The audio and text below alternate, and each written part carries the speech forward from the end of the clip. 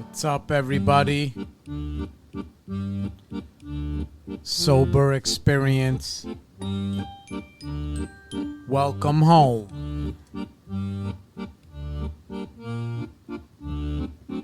Yep.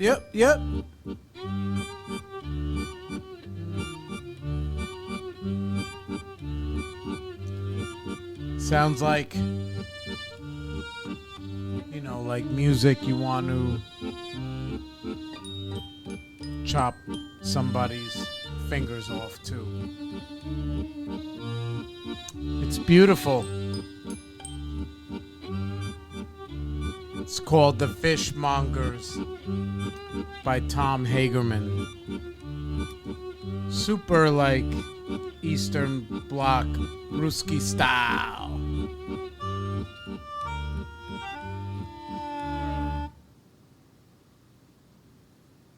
Bam.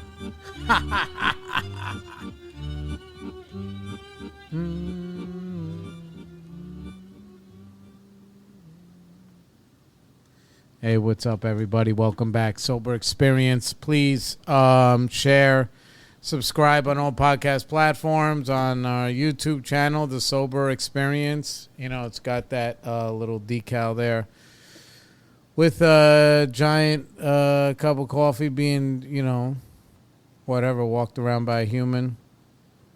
That's what sobriety is like. You're carrying around this big thing. It doesn't, it's coffee. It's not even relief. Anyway, hope you guys are having a good week. We missed a week, and it was because I actually, unfortunately, I recorded an episode last week, and it was good for me, but I couldn't put it out because I've been procrastinating on getting a new memory card because the one I had was corrupted.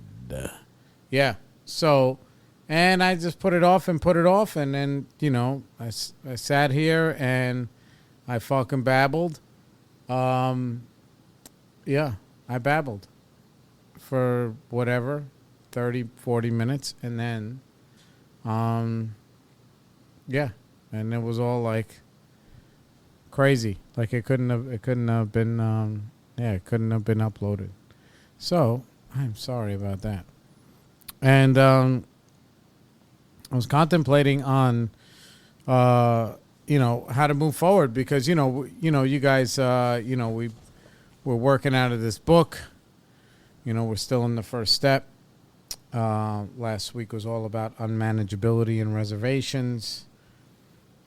And then we were going to get into and surrender, and we were going to get into spiritual principles. So, in the interest of being fair, I'll go back to that unmanageability part and just kind of work through that again. That way you guys aren't missing out, even though I already got the benefit. That way I'm not being so selfish, But the week has been good. It's the first week that, I've been confronting. I told you things in my life this week. Two things. Number one, first time that, in many, many years that I took on a role in my company where I would, I got rid of, it just wasn't working out. The lady who used to answer the phones and book all the appointments and whatever. And, it just wasn't a good fit.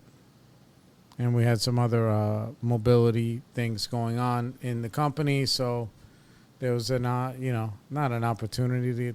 I was just, everything had run its course, And sometimes the hardest thing is to, just basically say goodbye, without, burning down the house, I remember I went with my homegirl, Liz, to this Goldman Sachs thing where they invite companies and you get into these programs and whatever.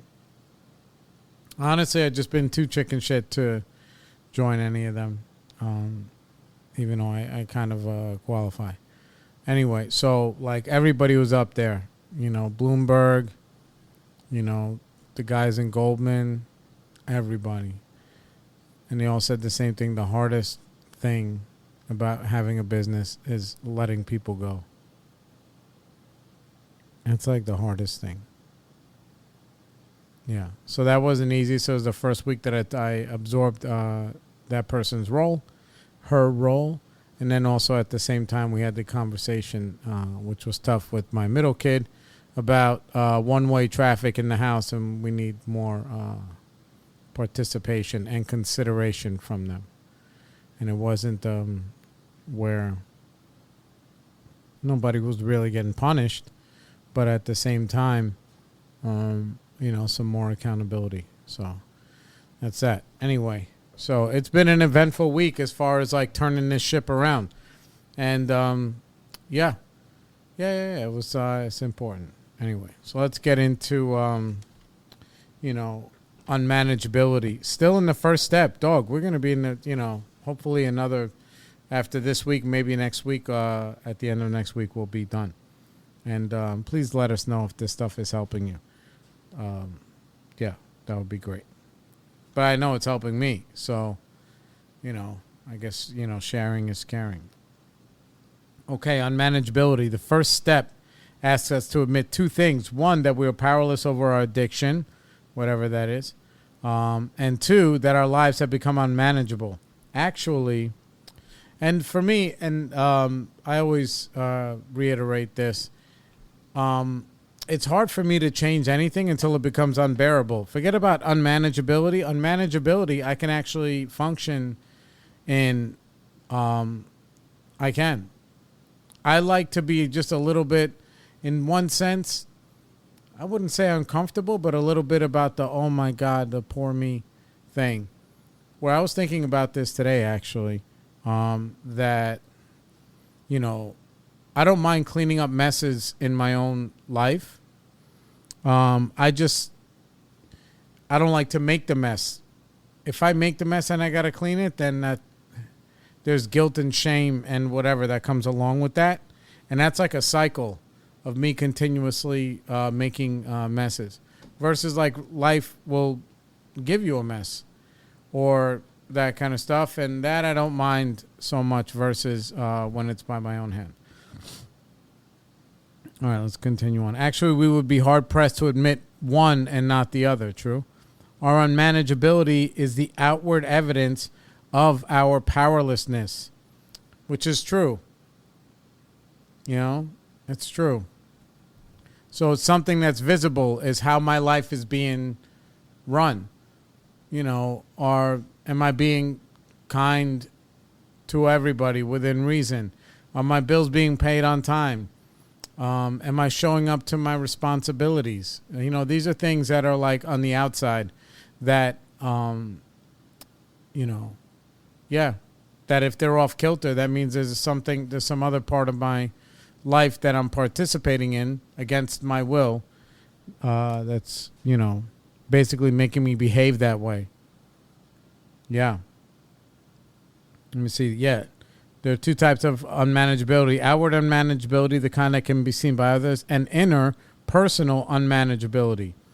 Outward unmanageability is often identified by such things as arrests, job losses, and family problems.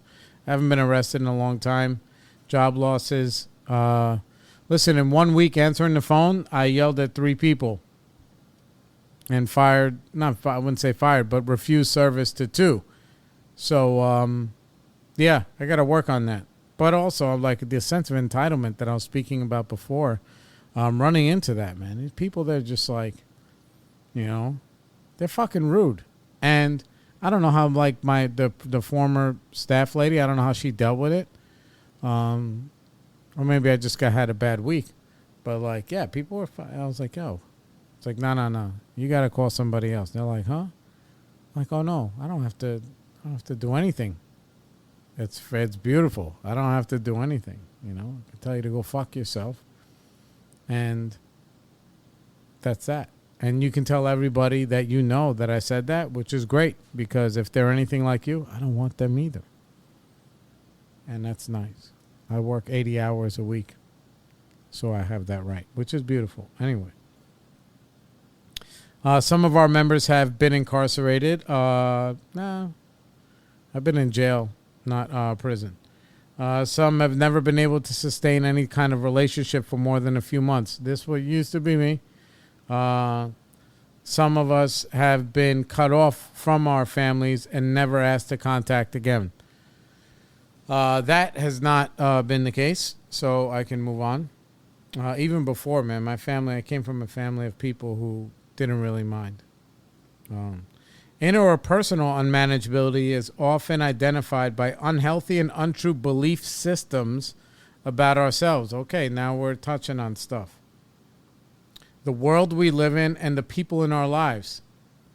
Untrue belief systems. Not just untrue ideas, but the way in which those ideas manifest themselves. They're based on fiction. You know, they're yeah. That's a big one for me. Not so much anymore, because what I've done is I've learned to confront things when that happens, so or ask for help. So I know that I'm like, hey, listen, I'm a little bit off my bird with my interpretation here, because I have a lifestyle.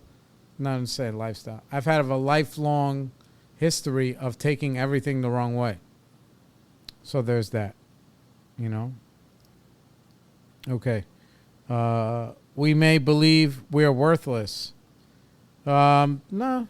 But I do believe that, like, I don't think I'm worthless. I mean, I found my purpose, which is to help other people. And that's really it. But before that, I was just a function of, being basically a robot provider, because I've been a dad for forever. We may believe that the world revolves around us. We may believe that the world revolves around us, not just that it should, but that it does. Okay? Feel that. We may believe that it isn't really our job to take care of ourselves. Someone else should do that. No, I believe in the opposite, where like nobody else can help me, only me. When I'm in that cycle, nobody else can help me, only me. They call it terminal uniqueness, where I think that like I'm so unique, it's actually killing me. My inability for other people to help me, because I think that nobody will understand. We may believe that the responsibilities the average person takes on is a matter of course, are just too large of a burden for us to bear. No. I mean, yeah, my responsibility to myself seems like a lot, but not really to other people. I don't really complain about that, because I hide from myself by helping everybody else. I'm the last one to eat, and I have to rearrange the pecking order. Is what this is. This is how this is affecting my life as we know it. Okay, we may over or underreact to events in our lives. That is always me. So basically, I would brush aside things that really deserve a lot of attention, and be like, yeah, whatever.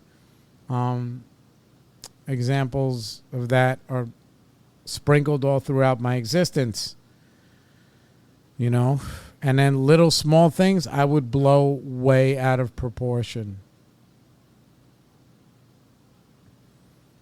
Yeah. I would blow them way out of proportion. You know why? Because it's easy to be right about small things. And I can't wait to be right when I'm trapped in my self-centeredness. When I'm trapped in self, I can't wait to be right. And I just bludgeon people with that. Emotional volatility is often one of the most obvious ways in which we can identify personal unmanageability. This is true. I'm a lot more relaxed now, but, before, people were scared to say things to me in general. And it's just because of my reaction and my inability to be measured in any of my responses. You know, typically the first reaction is always the wrong one for me. If I get it right, it's honestly a guess. But most things that hold any weight in my life are going to require some thought from me, some perspective, which means some time, and likely some advice. You know, I just got to figure it out. That's the worst thing for me. That, yeah. That's the worst thing for me. What I need to do is just take action. That's what I need to do. The answers will come to me in all those avenues, but I can never just figure something out. What does unmanageability mean to me is the first question. I'm like, okay. Yeah, what unmanageability means is that there's some kind of fire that's brewing somewhere that I'm avoiding. And that's what makes it unmanageable for me, because I'm avoiding it. You know, have I ever been arrested or legal troubles as a result of my addiction? Absolutely. Have I ever done anything I could have been arrested for only if I were caught? That's a very good question. I love that question, because some people, including myself, like I could say, I'm not a felon. I can say that.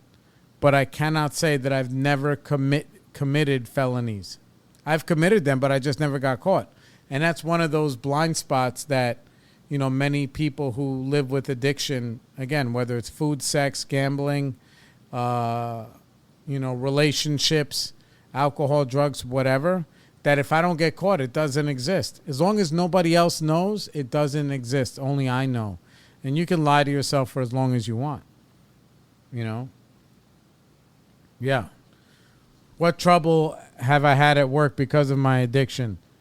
When I was younger, I drank and drugged on every job that I had. And, it was bad. I don't think I've ever been fired because of that, but I definitely wasn't working to my full potential, because I took on pretty tough tasks in hindsight, but the alcohol and drugs and the attitude gave me the ability to just march through fear and just, do shit. But then 70% of the do shit was the wrong decision, but the other 30% was good. But I was not scared any of the way. And I think that's what was helpful. And then just the gains outweighed the losses. What trouble have I had with my family as a result of my addiction? Man, I devastated my mother and my father's peace of mind. I was talking with this guy, Anthony, yesterday at an early morning meeting. I went to go meet my sponsor. I didn't go meet him there, but I went there because I knew he would be there. And this meeting I particularly don't care for. I don't really care for the crowd. And that's okay. I mean, those kind of people, they can get sober too. They're just not my cup of tea. And that's fine. I love them, and I would help any one of them. And I know that maybe some of them would help me. But yeah, it's a little bit pretentious. Either way. So I went there to check out Yariv. Oh, and what was I talking about? Oh, yeah, with my parents, right? So for me, it was just like I grew up in a home where there was just discipline and alcoholism and I don't want to say fear. Yeah, there was a little bit of fear.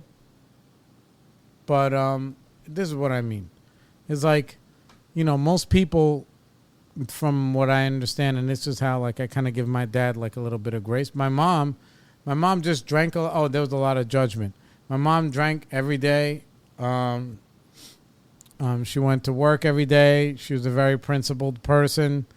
And, but she talks a lot of shit about other people, and she tries to my mom is one of those people trying to do the right thing all the time, every time, but meanwhile talk shit about other people who don't do that. So that's like, it's like it's an oxymoron. Like you can't. It's hard to really be, respect one without the other. If you're just trying to do the right thing, you got to believe other people are just trying to live their life. You can't be like, oh, you see, this is why they're like that, because they do this, that, and the third. Anyway, so most people are wrong about a lot of shit growing up, and then all of a sudden you have a kid, right? And you have the opportunity to be right about everything because of your experience. But because of their paranoia and because of their fear and because of the alcoholism, they just never relayed those messages effectively. It was almost like bullying. Like, somebody who can't wait to be right, like myself. And that's how that's why my relationship with my dad was just bad. Because this motherfucker, like, it's almost like he finally has his day in court, but meanwhile he's just abusing his own family with everything that he learned the hard way instead of just giving them some fucking jewels. You can still give them the jewels and the gems and the lessons, but you don't have to, talk down to them, which is what he used to do.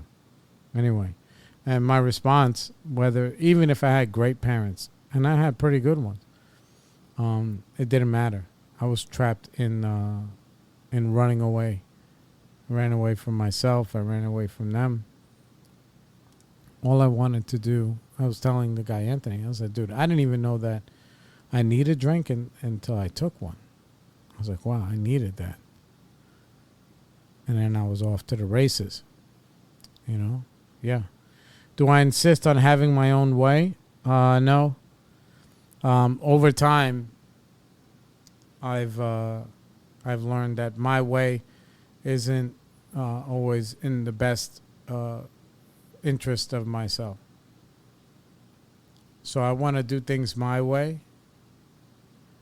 No, this is the other thing that we were speaking about, me and the guy Anthony. When people say I know nothing, the longer I stick around, I realize I know nothing, and that's true.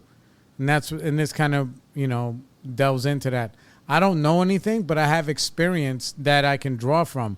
But knowing is different. Experience is like, this is what happened last time. I can get that experience from somebody else. But as soon as I think I know shit, like intellectually, without having any experience or anything like that, it's actually speculation. I don't know what's going to happen if I do the next right thing. I don't know.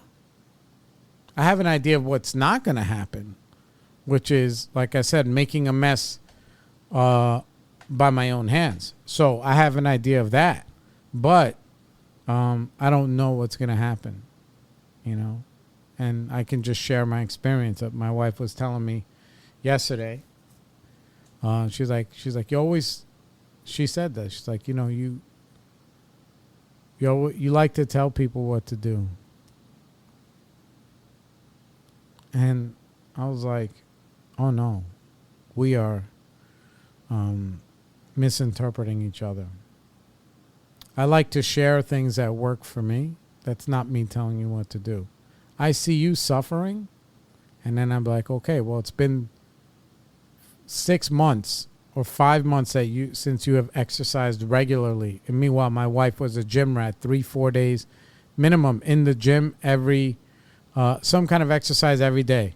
She's Peloton, going to the gym for 2 hours, doing the shit, drinking shakes, eating right. So it's been 6 months of none of that. And then you wonder how you're struggling. Eat whatever you want, sleep in, and still, just kind of endure and trudge through the mud, because it's difficult to do her school stuff and whatever. But I'm like, listen, you and the little one, my little boo, you guys get up early every day if you can, or earlier, and just take 1 hour and exercise together if you're both going to be in the house. Roll out 2 yoga mats, put on the Peloton on the TV, do a 20-minute yoga, maybe hop on the bike for 30 minutes, and that's it. Or do 20-20 and then jump in the shower. And that means, the most, and what I was sharing with her is that, like, when I don't do that, That's why I have all these problems. Because I don't take the time to do something difficult and release those endorphins and battle that first thing. Then the actual living life is going to be my first battle of the day. Brother. The likelihood of me being effective in that battle decreases infinitely the less I take care of myself first thing in the morning. So that's what I was sharing with her. And I said, look, I drowned myself in, I wouldn't say self-help stuff, but it's all self-help. It's we help, actually. Other people's stories that help me. So motivational things, the right kind of books, positive spiritual stuff. I drown myself in that most of the day. Positive music. That's why, I love the music that I love. And then so that's like 80% of what I engulf myself in, and then the other 20% is just like bullshit, because I need a little bit of that too. And if I'm doing good, if I'm doing really good, it's like 10% bullshit and then 90% whatever. But I think 20% bullshit and 90% positive directions and whatever, that's a really good mix for me. And that's just what I do. And most of it is accountability stuff, because that's what it is. I can only change myself. And this is the whole thing, powerless. I'm powerless over a lot of things. One thing I'm not powerless over is who I am and the actions I take. The actions I take determine who I am. Yeah. Okay. Let's continue on. Do I consider the needs of others? Yes. To a fault. To a fault. Sometimes, because I don't want to take the responsibility of being fair to myself, but like we're working through, I'm changing that ship.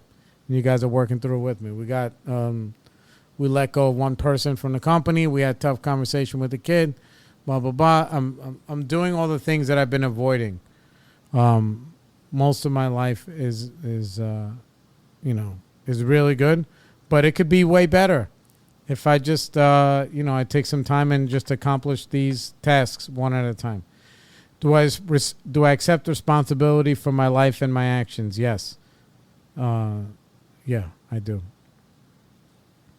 But I used to not, but I do now.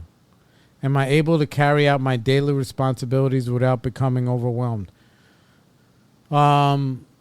Sometimes, most times, yes, because I give myself a break. Like, okay, I have this list of shit that I need to do, and I'm going to do one thing at a time. But I get like distracted, almost like, I wouldn't say like clinical, like ADHD. It's actually just me bullshitting. I'm like, oh no, but I walk past something, I can pick this up and I can put that away and I can do this, I can do that.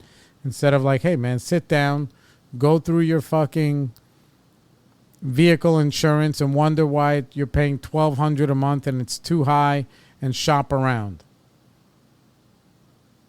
That's important.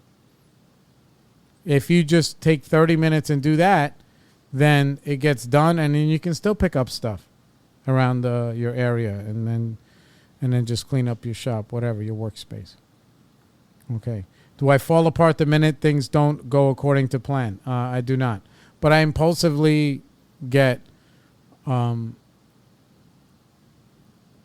get like agitated. I'm like, fuck, of course. How has this affected my life? Yeah, because then I carry that energy with me when I surrender to that. Do I treat every challenge as a personal insult? Absolutely. How has that affected my life?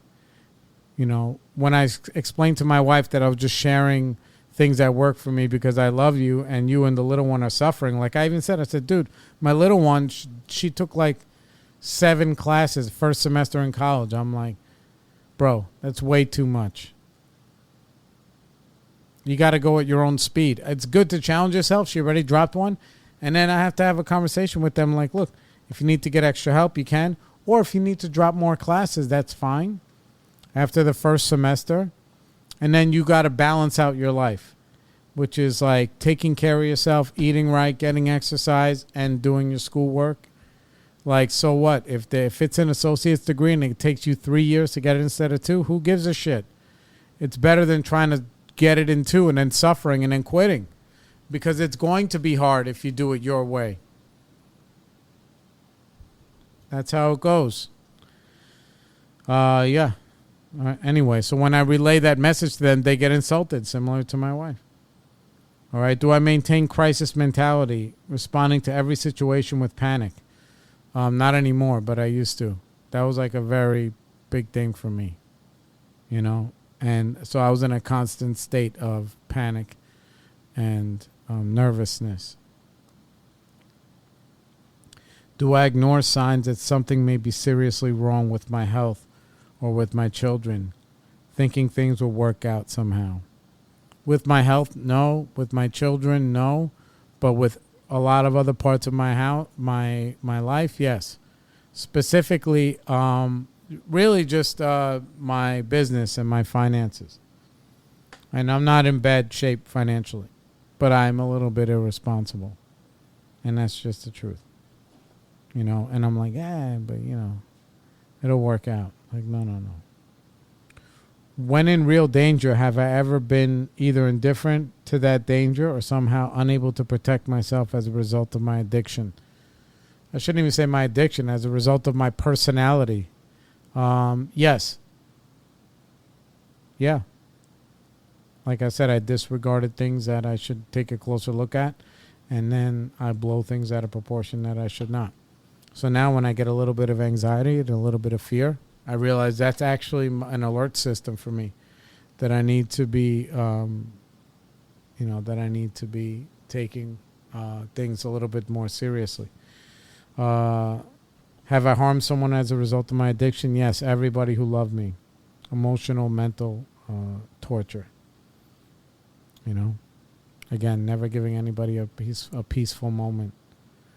Do I have temper tantrums or react to my feelings in other ways that would lower my self-respect and sense of dignity? I don't say temper tantrums, but when I feel that need to lash out, especially if I'm in an argument with my wife or something, it's the only time really. Or sometimes with another human, with like a customer, I'm like, you know, I get like a little endorphin rush by like ringing a bell like that. But yeah, it's pretty wild. All right, I gotta stop for 1 second because I gotta pee real quick. I'll be right back. Okay, we're back. Yeah, man. Eyeballs were floating. That was a tough one. Anyway, Yes, temper tantrums. No. Okay, did I take drugs or act out on my addiction to change or suppress my feelings? Yes, I do it mostly with food now. But I've been really good at it. And then I give myself a little bit of a break. Yo, last night, dog, my wife and I watched something on Netflix because we didn't have any kids in the house. I brought some chicken wings home from Kettle Black, a bar in Bay Ridge.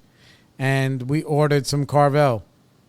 And I didn't feel too bad about it, but if I did the same thing again today, it's like, all right, 1 time is a treat, 2 times is a detour.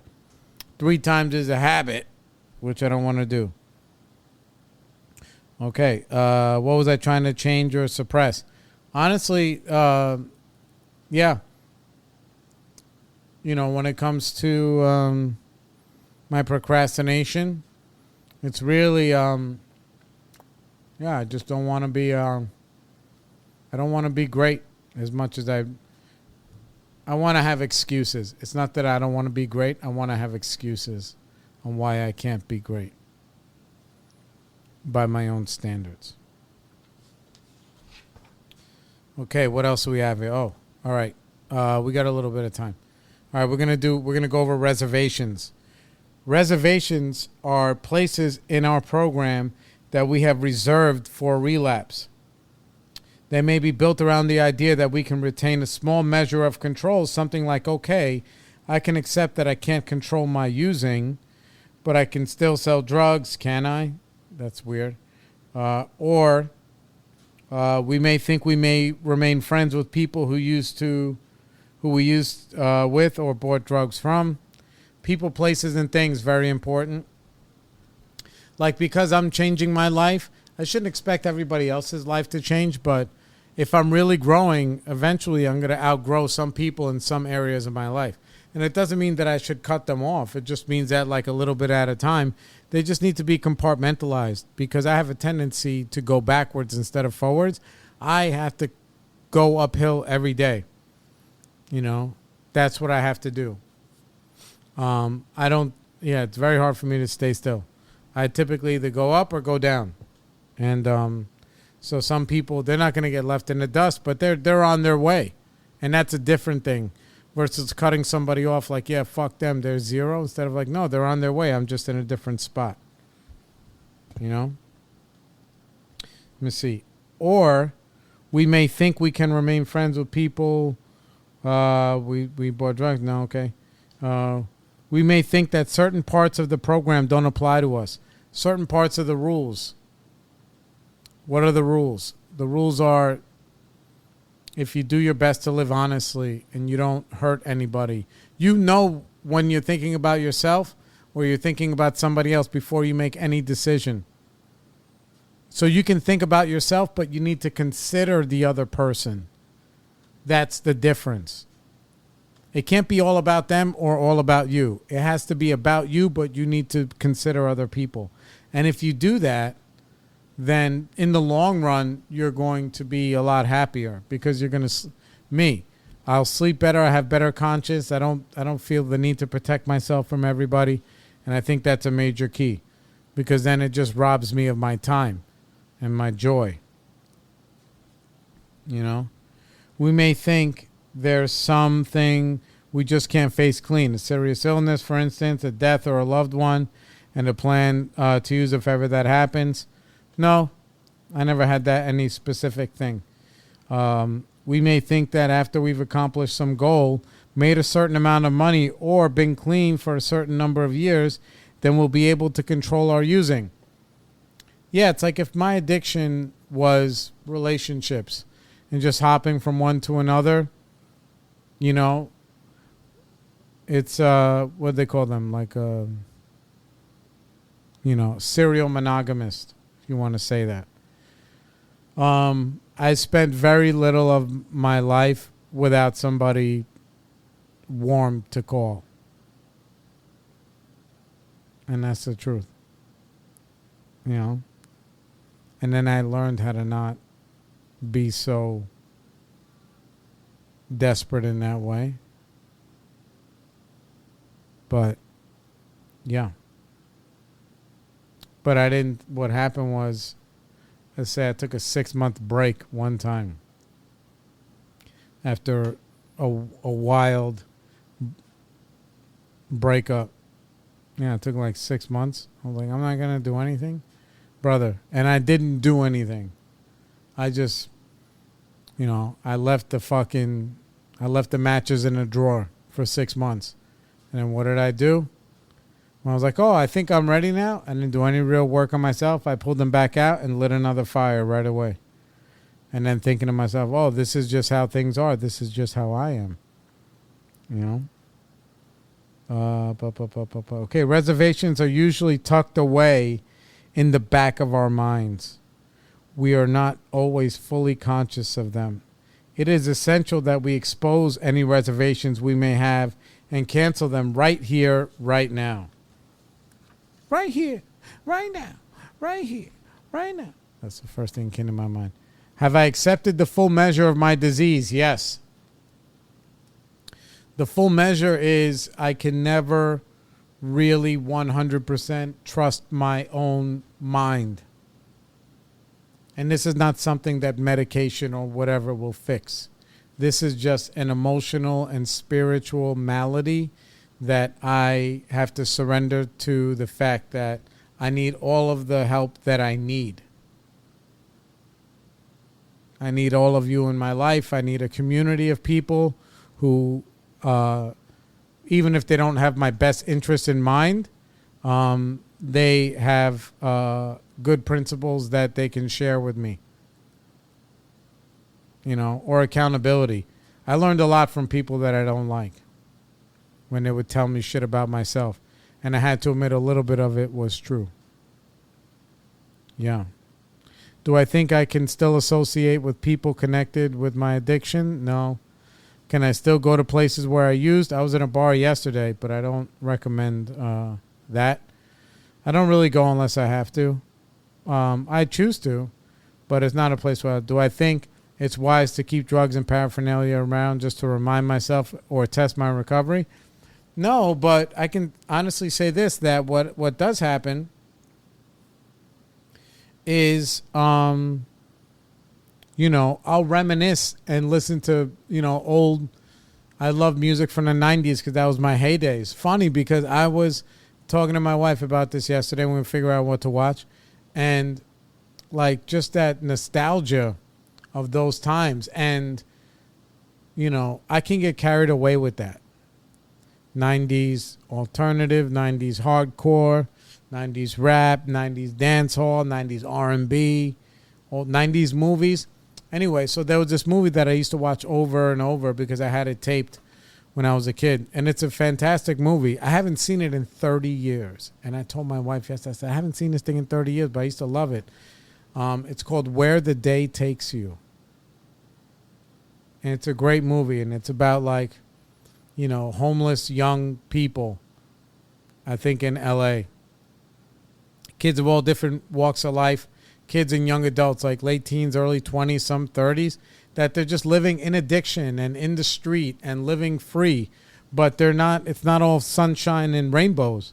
There's a lot of bad shit and there's a lot of bad people. And it's like really, and I used to watch that film and I was sharing it with my wife. I was like, dude, I used to, because I never wanted to be, I wanted to daydream and be somewhere else.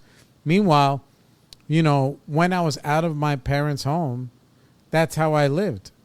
I lived out there in the street, just like everybody else that I knew did. We didn't go and play tag or flag football, whatever. Bro, we just went and looking for the next one, the next party, the next drug, the next woman, the next whatever, just the next one. And it was beautiful because we were not, we just wasn't where we didn't want to be. So anyway, so I loved that film. I was like, oh, this is a lot like how I feel on the inside. When I watched that movie Kids, I was like, dude, that's how I behaved on the outside. I was like, dude, they could have followed my whole crew doing that. And a lot of other people, it wasn't like we were some crazy, pack of animals. Like every group of teenagers that I knew or that I associated myself with, every clique or crew, whatever, they all behaved that way. We just go from party to party. I'm sorry tomorrow. All of our parents were like, yeah, I think they surrendered. We all hated them. Like, it's almost like, hey, look, I wanted to drink as much as I want, and I couldn't wait till I was big enough to beat up my pop.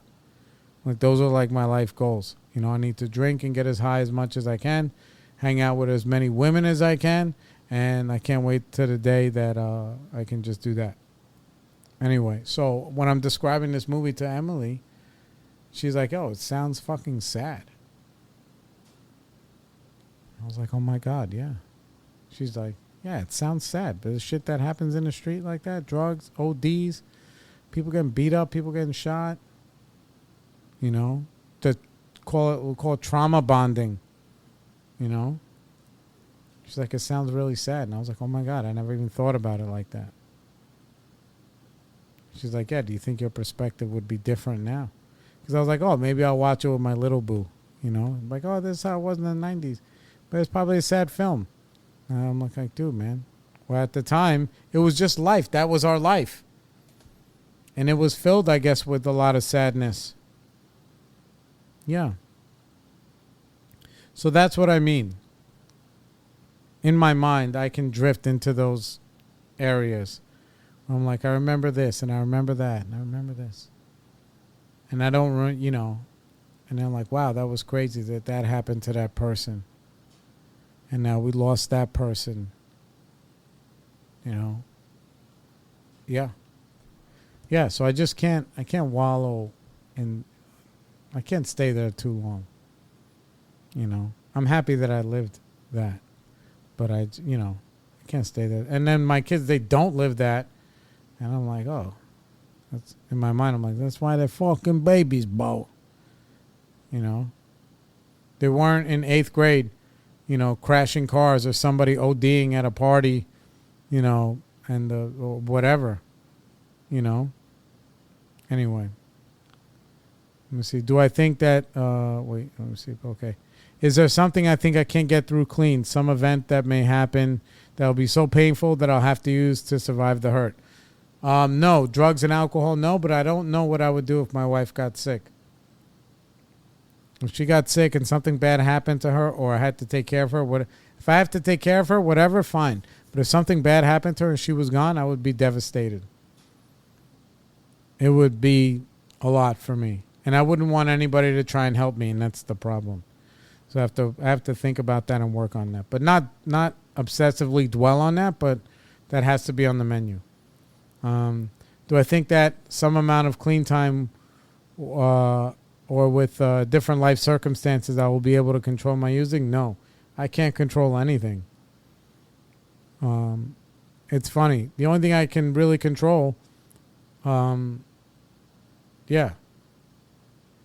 can only control my actions. That's really it.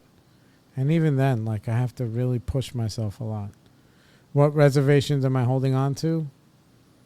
I'm not holding on to any, to be honest.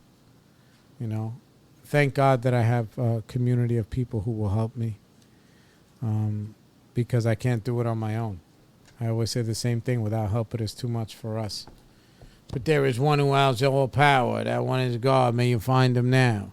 Okay, so next week we're going to go over surrender, spiritual principles, and then we'll be done with step 1 in the life of in my life. The sober experience. This is what it's about. How do I apply these things? And my life has changed just as I started going through this stuff with you guys. It really made me, really made me look at some of the stuff that I hadn't been looking at. Oh, lastly, here's another thing. So I jumped through all those hoops to get my TRT. And I had my doctor's appointment this week. So the last thing I have to do is literally just click on a thing and order my batch, and I already fucking paid. And that's let me write this down on my list of things to do. And I'm going to do it as soon as I get off the phone. Order TRT. Yeah, that's a big thing for me, is to start things and not finish them, and pay for shit and not use it. There's a lot of that. And that's, that maybe in the other steps, or at the end of this one, I could start facing that shit. So like and subscribe and share on all podcast platforms, Spotify, Google, Apple, everywhere. And, also, belated happy anniversary to my boy Patrick, who just did a bunch of circles around the sun, not drinking, getting better. He's somebody I love. There's no more words. Then I just love him above vocabulary.